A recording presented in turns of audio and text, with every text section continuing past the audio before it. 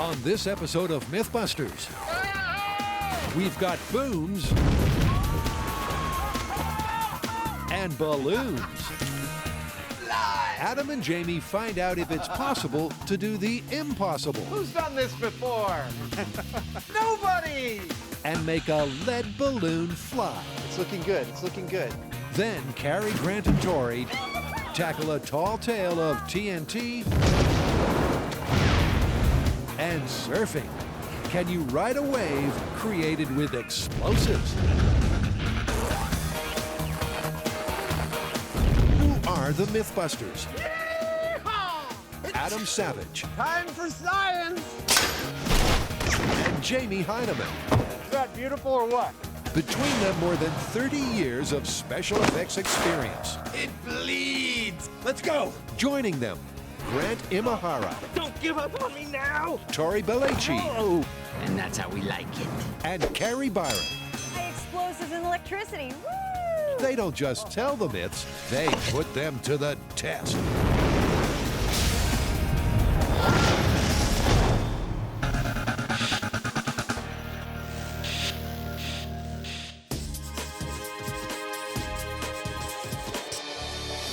First up, it's Up, Up, and Away with Adam and Jamie. Ta-da! Something tells me balloon myth? Absolutely right. It's not only a balloon myth, it's actually also an idiom. Have you ever heard the expression, going down like a lead balloon? You mean like that'll never happen? Yeah, something impossible. The myth is that it is totally impossible to make a balloon like this one out of lead. And so we're gonna build one. Well, that's the only way to test it is to try. That's what we do. To go over like a lead balloon means you've fallen short, gone bust, or just plain failed to get off the ground, which means an airborne lead balloon is an oxymoron. It'll never happen, because lead's defining characteristic is it's heavy, and heavy just doesn't fly, or does it? You know the envelope of this thing weighs almost 500 pounds? Yeah, and it's huge. Something tells me we're not gonna make a lead balloon quite that big. Well, I don't think the goal is to make a balloon that lifts us out of lead. Let's say it's just big enough to lift itself and maybe a little basket. I'll settle for that. So will I. So if Adam and Jamie, with all their build skills and engineering nous, can get a lead balloon to fly, it'll be myth busted. And that's a challenge they just can't resist. I think the biggest problem we're gonna have making a lead balloon is around the material itself, because I mean, this balloon is made of fabric that's extremely light and very strong. We're gonna be building a balloon that's very heavy and very weak, so not so easy. After an uplifting perspective on the myth, it's back to Earth, and specifically M5 to get things rolling. Before they source the all-important lead, they decide to split up and see what they can learn with a stronger and lighter material, aluminum. My thoughts for doing a small-scale build in aluminum are that I want this thing to look balloon-like. I could just make a tube, I could make a lot of different simple shapes, but I really want it to be as round as possible. So I'm actually gonna go for an icosahedron. That's a 20-sided regular solid, and each side is an equilateral triangle. So Adam is basing his design on one of the 5 platonic solids.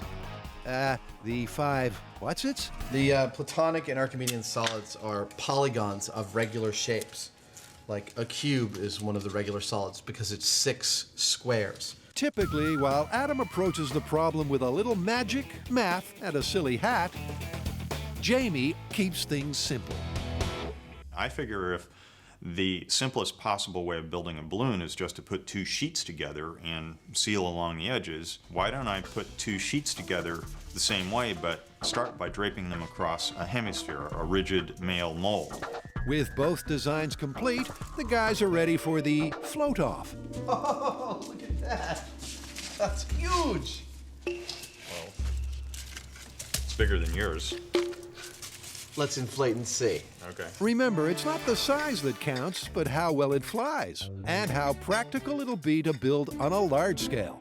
Jamie, do you mind if I go first? I want to fill my balloon first. Is that okay with you? Is that okay with you? I'd like to fill my balloon first, if that's all right with you. Okay.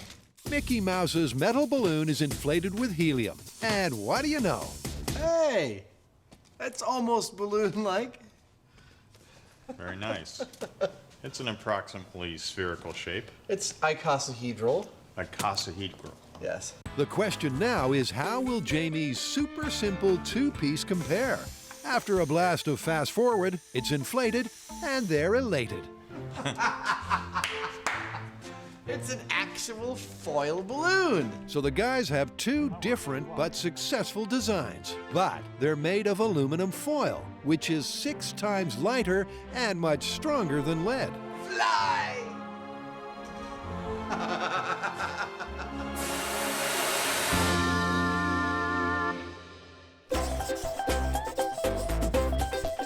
Next, Carrie, Grant, and Tori mix science with the art of surfing and get an explosive result. Shaka! It's right here. Hang loose. Right here. How much aloha do you have in that shaka? So much it's sick. What are you guys talking about? We have a myth about surfing. There's this viral video making its way around the internet where some renegade surfers are landlocked in a city, but they want to surf.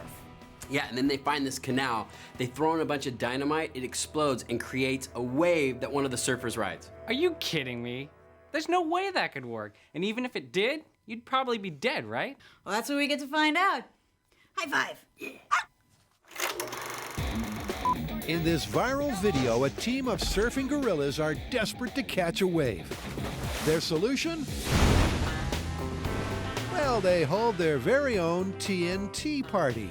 And surf's up, dude.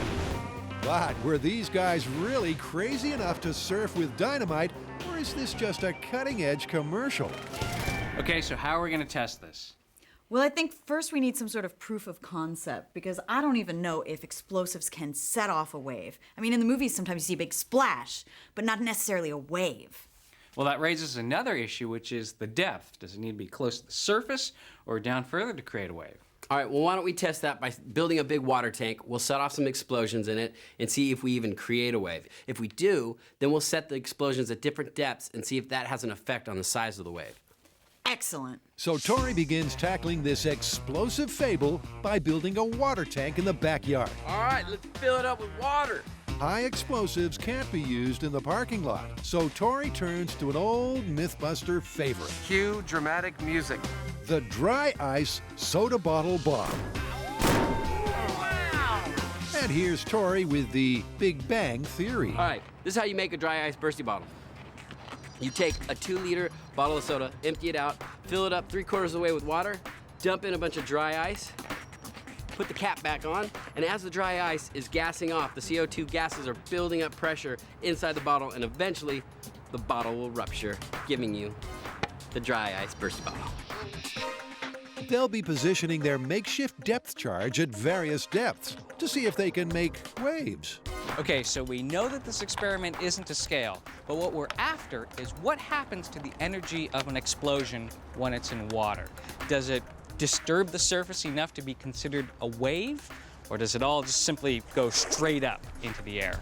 To find out, the team start with the least likely candidate for a surfable wave, a bottle bomb at the bottom of the tank. Look at the waves. We're getting some swells. The first test was with the bottle almost to the bottom of the pool. That's the worst case scenario in terms of creating some movement at the surface, because the explosion's got to push all the water above it. Next, it's a mid-depth detonation. Dude, that was a much bigger wave. It was a bigger wave, definitely. And finally, a bottle bomb at the surface. It definitely made much smaller, ripply waves. So the guys have their proof of concept. An explosion will make waves, and depth is a factor in the size and quality of those waves. And you could say Tori's excited. Have you lost your damn mind? So in theory, this might be able to work. Yeah, but just to clarify, that was not a small scale, just a proof of concept. Yeah, but we did show that an explosion will cause a wave. Yeah, but doesn't a wave have to break before you can ride it? I'm not really sure, so I think we should go and talk to a surfing expert, and we could learn how to surf. Yeah, because if we make a surfable wave, I want to ride it. Cowabunga! Let's rip it! Up!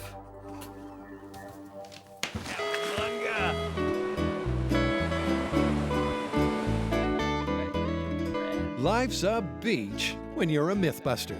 I mean, what other job requires you to go surfing for work? And after meeting Heath, their instructor, we learned that surfing lingo is all geek to Grant. I am ready to rip it and shred some stuff. Did I say that right? Joking aside, before surfing with dynamite, the team needs to know they can plain old surf. Oh, it's cold. Or, you know, even get into the water. We're at Cowell's Beach in Santa Cruz, and this is perfect for us. Because as you can see, the waves are tiny, and that's probably what we're gonna get from an explosion in the water, are little waves. And not only that, it's perfect for learning how to surf.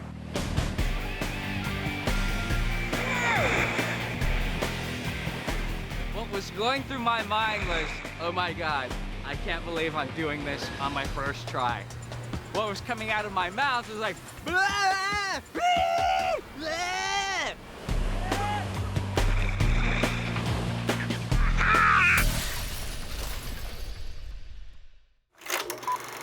Hot air ballooning is the oldest successful flight technology. It dates back to 1763 when the French Montgolfier brothers took to the air. A rich history of refined, recreational flying followed. Until heavy metal ballooning, Mythbusters style. Adam and Jamie are tackling the myth that it's impossible to make a lead balloon fly. But they began by brainstorming with aluminum. What do you think? I mean, they both worked. I think that we're on to something, but I don't think we can make any conclusions until we see the lead foil. You're right. So all they need is the lead. Simple, right? I didn't think the lead foil was going to be the hardest part of this myth, but it was a hassle to find a U.S. supplier. Hello? Sprechen Sie English? Luckily, Jamie turned up a German maker of lead foils called Epstein. What this may look like is a box full of rolls of foil that weighs about 30 pounds. In fact, this is our lead balloon. Oh, look, it's beautiful. Beautiful, but very, very fragile. The problem is this. It just kind of falls apart. It's like, almost like wet toilet paper. There's not going to be any room for error. It has to be done just exactly so, or we're not going to fly. Now that we've got this foil, rather than go right to the biggest balloon we can make with it, we're going to try making an interim balloon. This is a scale test, if you will. We're going to learn about how the material moves, how it works, how it tears, what kind of complications we're going to run into, and what kind of contingencies we'll need to plan for when we go for the full size. Taking on board the lessons learned from Jamie's aluminum design, the guys go for a super simplistic 2-sheet lead balloon. And one of the first things they learn is the static from the tape is a problem. But Adam's Tash trick solves that. A little static off, you'll see it drags a little less. Oh yeah, very nice. Isn't that cool? There's women out there who are going, oh, I wish I was that piece of tape right now. You think? I'm sure of it. Raise your hand. Yeah, you. Give me a break. The producers of MythBusters are not responsible for any marital issues resulting from raised arms. All right, go for it. It's going up. Adam may have failed to inflate Jamie's ego, but he's having more success with the lead pillow. It might look like a lead pillow, but soon enough it'll be a balloon. Who's done this before? Nobody! So far, this virgin voyage has been plain sailing. Dude, it's a lead balloon. A degree of care during construction, Ah, I found a tear. and a few running repairs to seal any small tears, and Adam thinks they have this myth sewn up. This is my idea of a perfect scale test. Several things are clear to me looking at this. One is we're gonna have to go bigger in order to get real buoyancy. And we're gonna go as big as we can.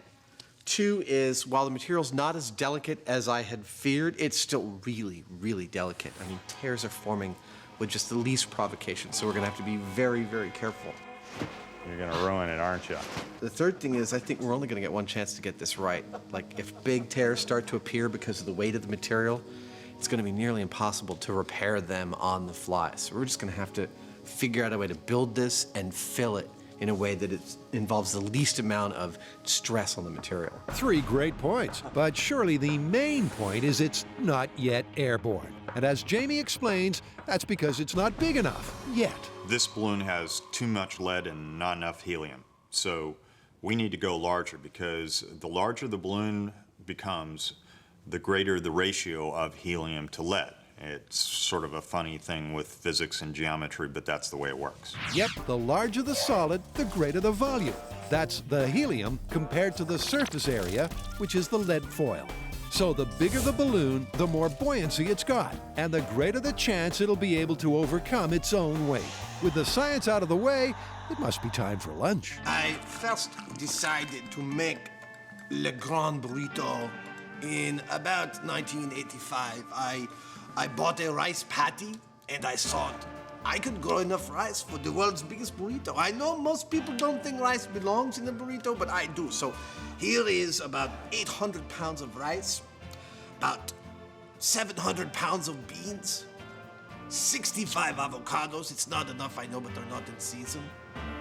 And I can't remember how many tortillas, but very, very many. We're going to eat it next week.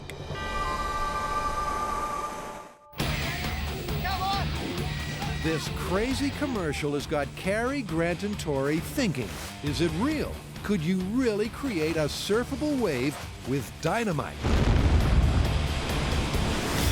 And if so, would any of the team be able to ride it? A trip to Santa Cruz later, and it's looking good on the surfing front. But what about the safety aspect?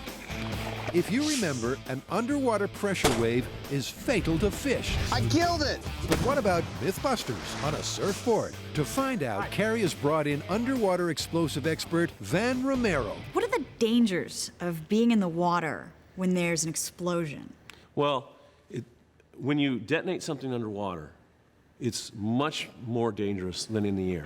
You're the same density as water. So the energy in the shockwave will easily be transferred from the water into your body. As the shockwave continues to go through your body, it reaches the surface of your lungs. In the inside of your lungs, the density is very low. And when that happens, waves start bouncing all over the place, and if your lung is subject to that, it'll start to bleed. So you won't die immediately, but you'll bleed to death in about 24 hours. Yep, the insurance doesn't cover that, which means they'll need a surfer substitute. Okay, giant explosion, lethal shockwave. I think this is a job for Buster. Buster can't even stand up on his own. How's he gonna surf? You know, I don't even think he needs to stand. I tried the cobra position coming in on a few waves, and that worked great. Yeah, but he still needs to paddle. I got it! Robot! Yes! I knew it! Yes, mechanical paddling robot, remote control. So you're gonna make a row-bot? Get it, row?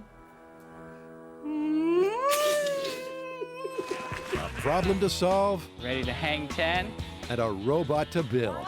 It's a little slice of grand heaven. Now, one of the most essential things about being able to catch a wave is to get up speed by paddling. And this, if you don't have enough speed, the wave's just gonna cross by you.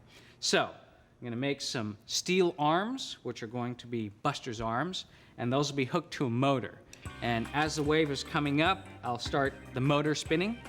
That will start the arms of paddling and get Buster's speed up so that hopefully when the wave hits, they'll be at exactly the right speed and take off. And while Grant finishes the motor to power the paddles, he's drafting Cary for some help. What we're gonna do is trace out an arm profile and then cut it out of steel.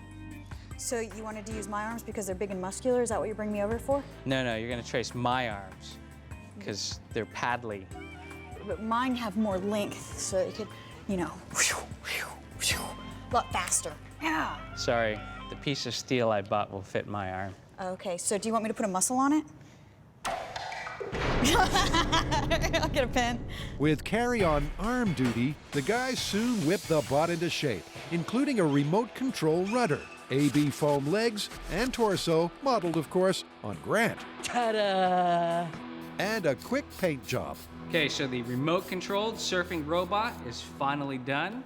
It consists of a 10-foot foam board with a paddling mechanism. It has a swivel, just like your real body would move as you paddle out.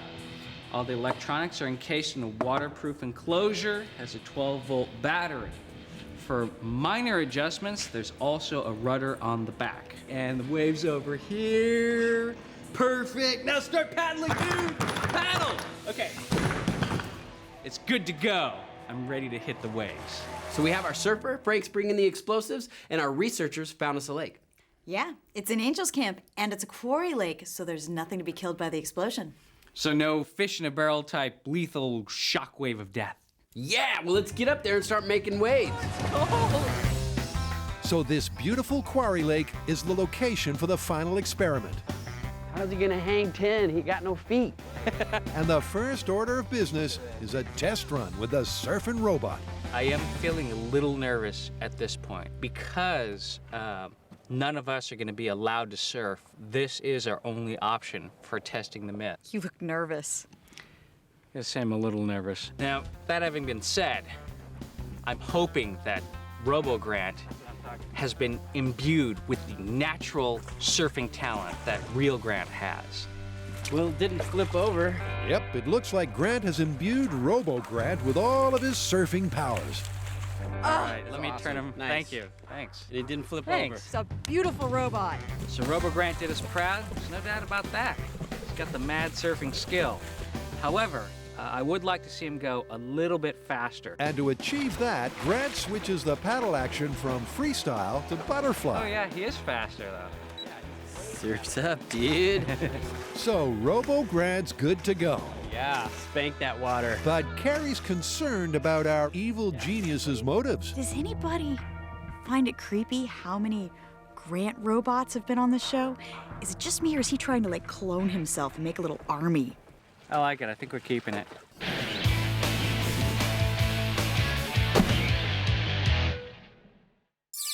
The crucial thing about an adage is the kernel of truth it's based on has become accepted over time. But MythBusters don't accept the truth, they test it. And to test the truth of the adage to go down like a lead balloon, they're building one. Who's done this before? Nobody! I don't know. What do you think the plan should be for going full scale? I'm not really in love with that burrito shape. I mean, it kind of started to work, but it doesn't look like a balloon, and I think it won't handle the stresses once we get much larger. You're right. And both of these require so much manipulation of the foil. I mean, the one thing we learned from the lead foil is it's way too delicate to make a shape like this. Yeah, we need to figure out a way of just building it in place and not touching it, just inflating it from there. I've got an idea that may work. It involves laying the material out piece by piece and taping it as it goes down so we only move it once. And then hopefully, when we inflate it, it would unfold. It would be just one of the simplest platonic solids. So it'll open like a flower. Exactly. Let me try and work that out. And so our Swami of origami goes to work. The biggest problem that the lead is giving us is that it's delicate, and we can't go lifting up huge sheets of it to tape these complicated seams. We have to build our three-dimensional shape flat and then inflate it. Use the spread distributed load of the helium to bring this thing out into 3 dimensions. We can't move the lead around too much. So I'm gonna try and design a way to make a cube so that we lay it out panel by panel flat, and then we can inflate it. It works. All right. There it is. That's the deal. With the design and construction map worked out, Adam crunches the all-important numbers. Roughly 11 kilograms. He's planning to use 640 square feet of lead, which weighs 11 kilos, or 24 pounds. But will the helium inside that cube have enough lift? In its cubular form, this thing's gonna have 30 kilograms, roughly 70 pounds of lift. That's far more than the lead that makes it up is going to weigh. In fact, we'll have so much buoyancy out of this that in order to get it fully inflated, I think we're gonna have to add some air. We're gonna have to thin out our helium. That's great, we're way in the green on this. So it's full scale ahead. But the idiosyncrasies of the material mean Jamie's having to go to extraordinary lengths. This lead balloon is going to be so big that we've got to make special rigs just to get over top of these panels while we're assembling them. We can't obviously just crawl all over it because the lead is so delicate, we'll puncture it in that process.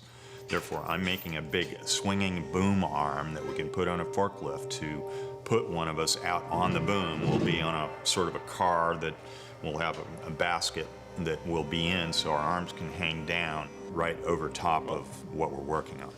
Dude, this is elegant and simple. What we would always want on MythBusters. They're all set, and while the guys pack up and head out, let's take time to find out more about the myth. So the phrase "to go over like a lead balloon" meaning to fail miserably, what's our earliest citation of it? Well, that would be in 1924 from a syndicated cartoon called Mom and Pop. Oh, but come on. I mean, if we're going to talk about this phrase, we got to go to the 60s. And the story has it that Jimmy Page was finishing up a Scandinavian tour with the New Yardbirds and was told that it would go over like a lead balloon, had a eureka moment, and named the band Led Zeppelin. I wonder if that was also the origin of heavy metal. Gonna make a lead balloon! Adam and Jamie have arrived at the Alameda Naval Base, a familiar and favored location. Well, we're in lovely Building 24, where we've shot not only Running in the Rain and Trailblazers, but also other myths like Helium Life Raft. Hey, Adam, Yeah. this isn't working. No, it seems to have failed utterly. We've chosen this because we got plenty of room to fly, we got no wind, we got a nice flat surface to build on. And today we're making our lead balloon. Or at least that's the plan, because the myth states that it's impossible. A challenge Adam and Jamie seem to be taking personally. This whole build depends on how carefully we do this. Success or failure depends on all the little details, like a smooth floor. Why is that piece of tape there? If we have dirt on this floor and we've gone through and we've swept it like several times, we're scraping any little bits of tape or anything that we can get off of it. It has to be pristine. We're gonna lay down paper. We're gonna be wearing booties when we're working around this. This is gonna be like a medical procedure. Okay, everybody, this is no walk zone. With military-like precision, Jamie directs preparation of the assembly area, ready for Adam's origami design. Yeah, there you go. That's it. It's basically going to be a 10-foot by 10-foot by 10-foot cube of lead. So, 10 foot. Our construction plan is pretty simple. Jamie will be assembling squares while I'm assembling the regular balloon. And here's the plan I worked out in the shop.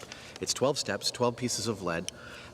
Each square gets assembled over on the assembly square and then put together on the home square. With rubber gloves to protect against what is, after all, a poisonous material, the guys begin building the ambitious 12-step plan.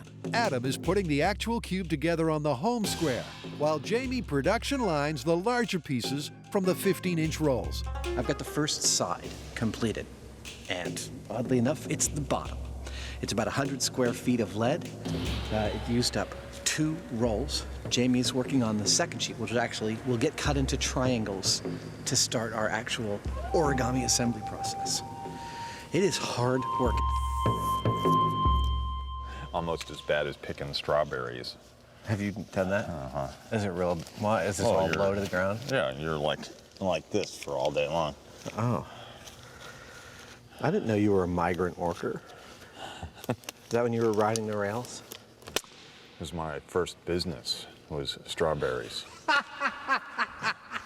I can't believe I just learned something I didn't know about you. I hired a bunch of the local girls, like 10-year-olds, and we're out there picking in the field. Employment standards were less of an issue during the Great Depression. The first square is coming off the assembly line, and according to Adam's grand origami plan, it gets cut into equilateral triangles. Okay, the first one's coming off. Before being moved into position on the home square. It's pretty darn good.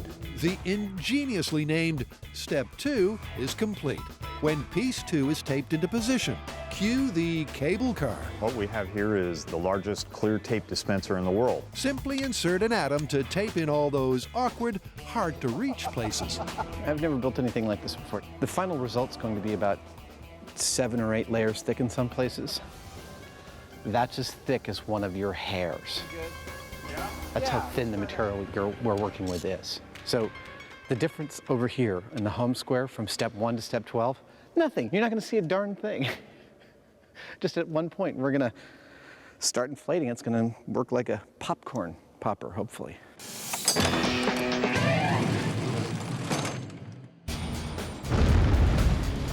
After seeing this internet video, Cary, Grant, and Tori couldn't resist the myth that it's possible to catch a wave created by dynamite. And with Robo-Grant all set to surf, Cary and Tori head out onto the lake to work out where to place the explosives. First up, Tori and I are going on a recon mission to figure out what the bottom of the lake bed looks like. We have a depth finder, and the sheriff's department has lent us a boat. 49, 48. We know from talking with our expert, to get a breaking wave, we need a discontinuity in the bottom of the body of water. Now, this is a man-made quarry lake, which means it has those discontinuities. And if we put our explosives in just the right spot, Right here. This is where I want it. we might be able to create a perfect breaking wave for our robot surfer to ride. As it turns out, the topography of the lake bed is perfect. A gradual slope from the southern end to the shallower north will act just like a beach. The gradient will drag on the leading edge of the wave, causing the faster-moving back edge to break over the top. Okay, so we can put the surfer right there, and then we can measure back for where we want the explosive. That's the location, but what about the strength and depth of the charge? All right, so our shop test showed that the depth, it definitely is a factor, the size of the wave. Now that we're out here, why don't we try setting our explosions at different depths just to see what kind of waves we get? Well, just to start, we've got 50 pounds. You want to put it about 30 feet, see what happens? Sounds good. Now, since we don't really know exactly what depth we want to do this at, we're still trying to figure it out. I was wondering maybe we should save Robo-Grant until we know, we got a good depth and we know we're going to get a good wave. Great. You don't want to wreck them yet? Not yet. Remember, in the viral video, it looks like they used 3 or 4 sticks of dynamite. Maybe 3 pounds? But retired FBI agent Frank Doyle thinks that just won't cut it. He suggests starting with 50 pounds of the high-explosive trinitrotoluene, or TNT. With an explosive velocity in the region of 7,000 meters per second, no wonder Grant's nervous about blowing Robo-Grant right out of the water. Okay, Frank, this is Grant. We are in position and ready for you to start the countdown. Over. We're ready to go. It's going to be 3 fires in the hole and a count. Fire in the hole! Fire in the hole! Fire in the hole! 3, 2, 1. Dude, you can feel it! Okay, wait, that was 50 pounds. Let's see what kind of wave rolls in. Wow, that's pretty huge. That was amazing. That was 50 pounds of TNT, 30 feet deep. But the wave that ended up making it to the shore, maybe about an inch high. Despite the impressive amount of TNT, it barely raised a ripple. Yeah, I think it's too deep. Yeah, that energy just totally wasted too deep. Okay, let's split the difference. Let's bring it up to like 12 feet. Sounds good to me. Great. So what we saw here was the same kind of behavior we saw in our shop test, which was if you have the charge too deep, under too much water, you just get a big kind of thud and no wave. Make the drop. So what we're gonna do now is move the charge a little bit closer to the surface Explosives on the water, going down. and see if we can get more of that energy out and hopefully creating a wave. All right, Frank, 12-foot depth with 50 pounds of TNT. Let her rip. 3, 2, 1, fire! The wave! I like it! Surf's Look, up, dude. it's still coming. That's about what, 6 inches, maybe a foot? Yeah, the peak of the leading wave looks to be a foot high, a huge improvement on the 30-foot test, which means the team are happy with the depth of the charge, 12 feet. It's breaking. It's breaking. Yeah.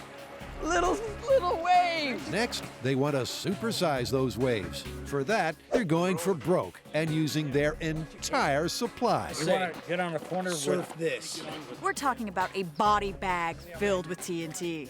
That's 200 pounds. This should be a really big explosion. Let us know if you're going to fade back there, Hans.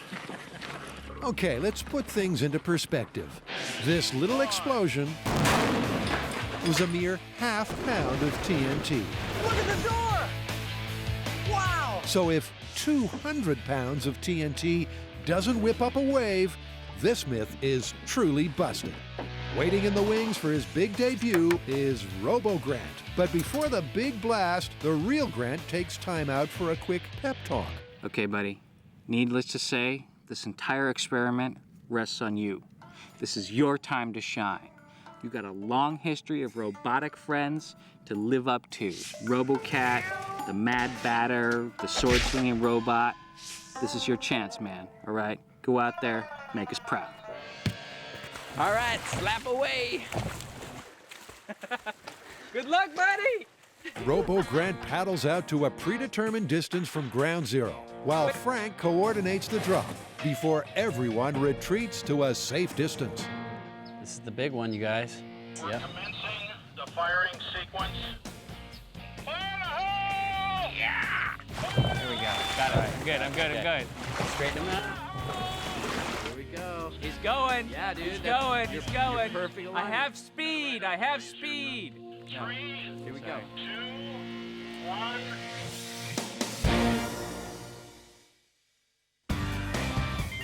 Adam and Jamie are testing the accepted truth in the idiom to go down like a lead balloon. And if they manage to fly this huge heavy metal inflatable, it's myth busted. I define flight as balloon off the ground. As soon as the balloon is buoyant enough to support its own weight on top of the helium that's inside of it, then I say that we've got flight. Everything after that is just gravy.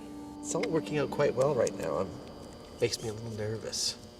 We're only going to find out if this works right at the very end. There's no trial and error on the way. This either works or it doesn't. It's a one-shot deal. Little did the MythBusters know that there was a herd of cattle waiting in the other room.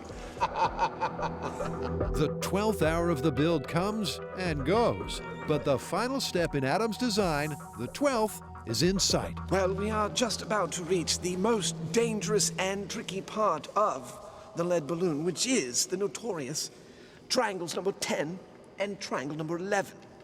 You'll see along here, it's a straightforward left side flanking tape maneuver. But on the inside left edge is going to attach to piece number 2 under 5 other layers of lead. And 11 is not much simpler. This is the part I haven't been looking forward to the whole time. Okay, slowly, slowly, slowly, slowly. Back to the map. The pressure is on for Adam to get these final pieces right, but he won't know until they inflate it if his origami cube has been taped together correctly. So this is the moment of truth. This is one of the many moments of truth, but we're just about to put the top piece, number 12, on the structure here, and then tape it all the way around. After that, there's some rigmarole, but pretty much we're ready to fill. This might just work. Oh, no, it's not gonna work. They're close, but getting that final piece onto home square is proving a challenge. Hold on, I'm not there. With everyone's patience as thin as the foil, tempers and frustrations are only just kept in check. Slow down, slow down. Everybody slow. Okay, stop. But they finally get there, and with piece number 12 taped into position, Adam bounces back. I'm now feeling so optimistic that we're gonna get buoyancy that I'm gonna shoot even higher. And I want this thing looking like a real inflatable balloon, like with a basket and with passengers. Yes, Jamie and I are gonna go for a ride in the lead balloon. This thing laying on the paper over here is about the most bizarre thing that we've ever put together. Because, and I can't say this enough, it's just absolutely incredible. There are 12 layers of lead on the floor, and all together, stacked one on top of each other, they add up to nothing any thicker than a human hair. That puts into perspective what we've had to do to make a lead balloon that actually flies. Their thin, flat-pack cube is complete, but how are they going to inflate it? Jamie and I have been thinking about ways in which this will fail spectacularly. We're both nervous about this little area in the middle that has to open like a flower with 4 edges scraping over each other. And to hopefully countervene this, we are going to be filling this balloon both into the bottom and into the top.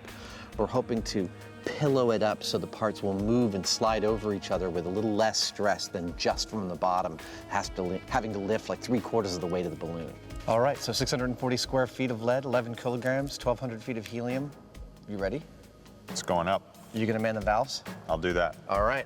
Adam is understandably nervous. His clever design is on the line.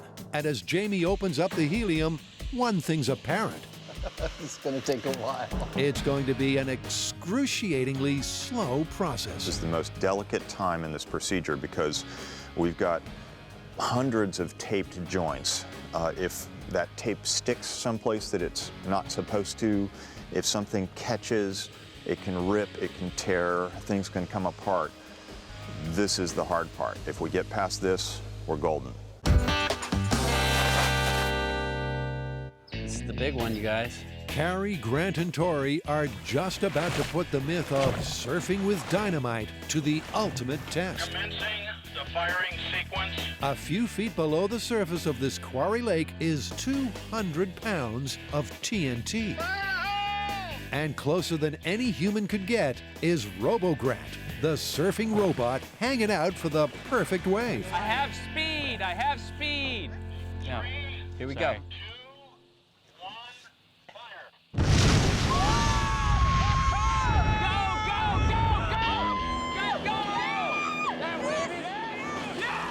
It was a huge explosion, but is the wave actually surfable?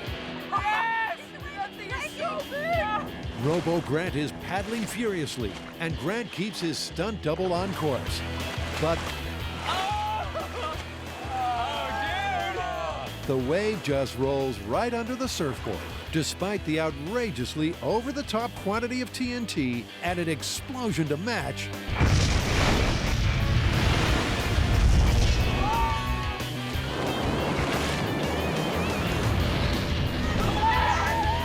The wave still wasn't surfable.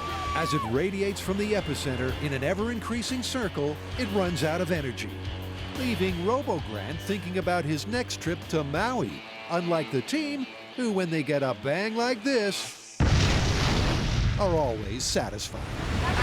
Nice job! Nice job. Nice job. That was not anything like the video at all. That was definitely CG, and I see one major flaw with a wave being surfed from an explosion. It's you get a radial wave, and it just dissipates too small. It's not like the ocean where it just carries on. Yeah, you know, he was paddling and paddling, and he had enough speed, and he looked like he was starting to catch it, but then the wave went away. Just kind of went. But I mean, you can't get a bigger explosion than that for what we're doing. That was amazing. No, That it was perfect. great. But on top of all that, if you were in the water and a bomb that big went off that close to you, you would be dead. Yeah. So Good this point. one's totally busted. Busted!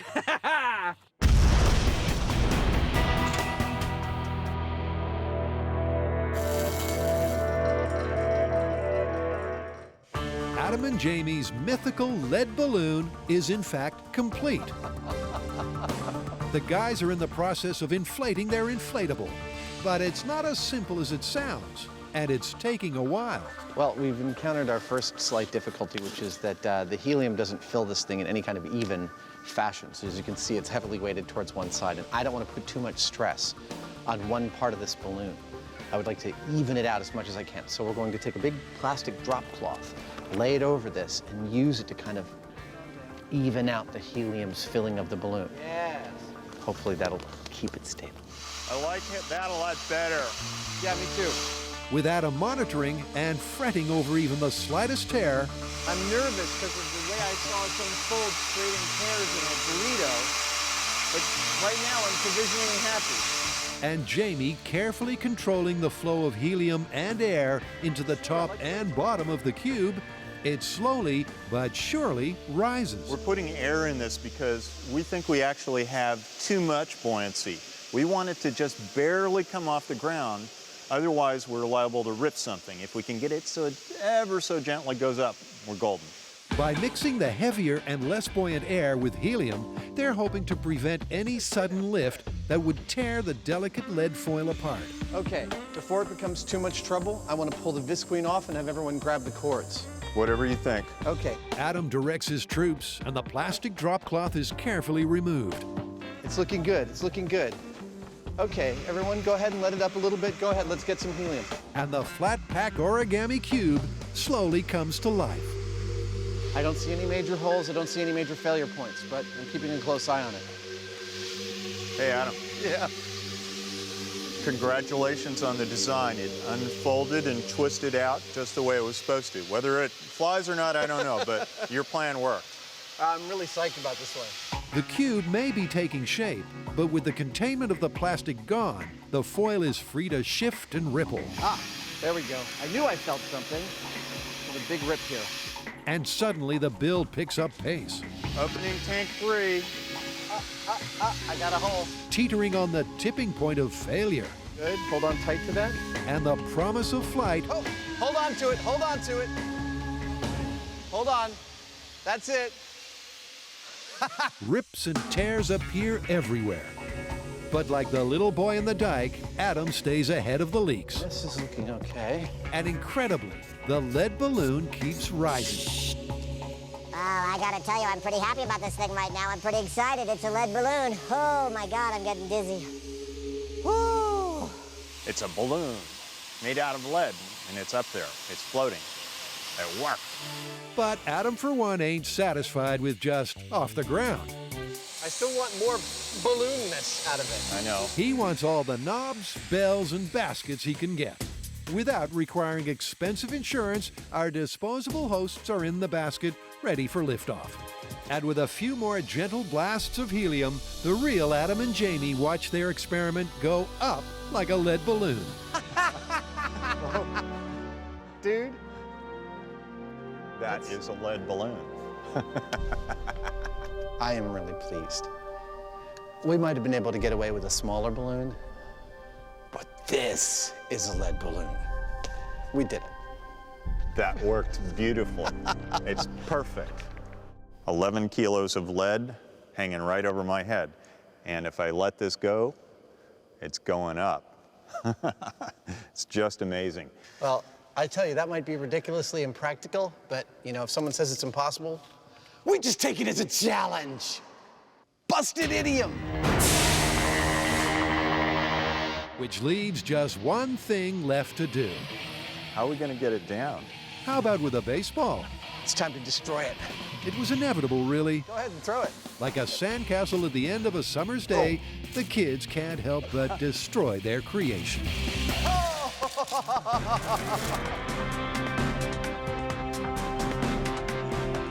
There it is. All right. That's a chunk of lead. Good job, well done. Let's go.